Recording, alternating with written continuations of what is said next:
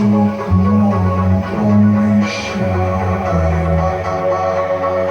Start undressing me, you don't need to ask me why.